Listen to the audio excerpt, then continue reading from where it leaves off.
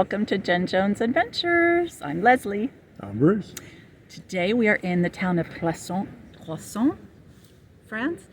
Clossin. Visiting the Chateau de Clossin, which is a medieval chateau. This is different than a lot of the chateaux we visited in the Loire Valley several years ago, and a lot of those were beautifully updated, gorgeous gardens, rooms that were completely finished with tapestries and furniture. And we went to one in Nantes the other day, which was the Chateau de Le Duc de Breton, which had been updated and was now a museum. So tons of beautiful pieces of art. This, on the other hand, is raw and dramatic and completely unupdated.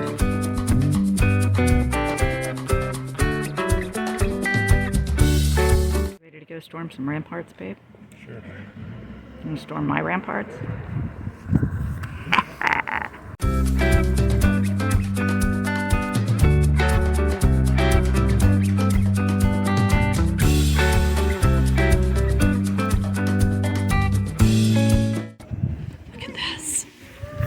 You know, if there weren't an entire freaking classroom of kids coming along who shouldn't learn by bad Americans' examples, you know what I would be doing right here. Right?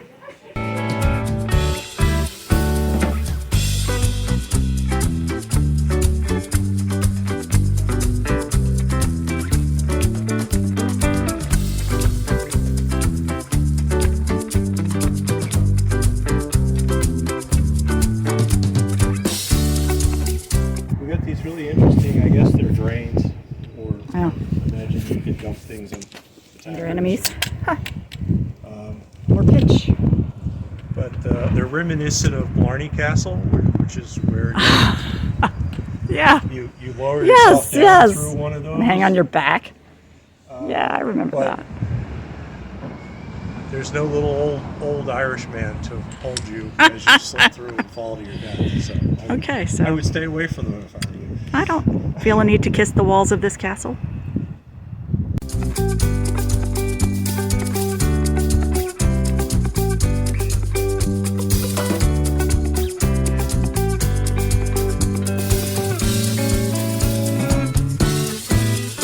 Since I'm left-handed, I would round up a group of dastardly, sinister left-handers to assault the castle. Yep, that's why you'd be a good general, babe. Of course, we'd all be executed for being like the devil's son or something, but back then.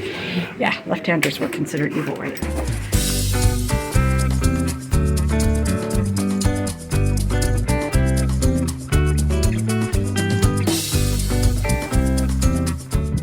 So, Bruce, other than the fact that school children everywhere are very loud and obnoxious when they're on field trips. And their teachers look very stressed. Their teachers look very stressed. They were very nice. And it was just like being in the U.S. because this one teacher was kneeling down between two little boys and one had made the other one cry and she was trying to make the first one apologize and he was not having any of that. So, just like in the U.S. The French king, Philippe VI de Valois, ordered the execution. Valois, sorry. Ordered the execution of Olivier de Clisson. What did you do? Because he was suspected of plotting with the King of England and accused of treason. After his execution, his wife didn't take it. As one wouldn't. Caused a great outcry in Bretagne, here in Brittany. She took up arms against the French king and waged a private war. Good for her. She was trying to protect her rights and the inheritance of her children.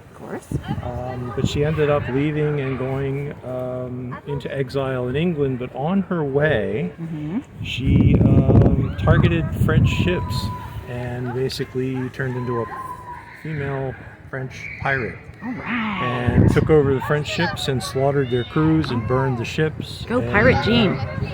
Yeah. So our granddaughter's actually named after a pirate queen, so we like female pirates. Yeah. So she didn't. She wasn't happy about her husband being executed.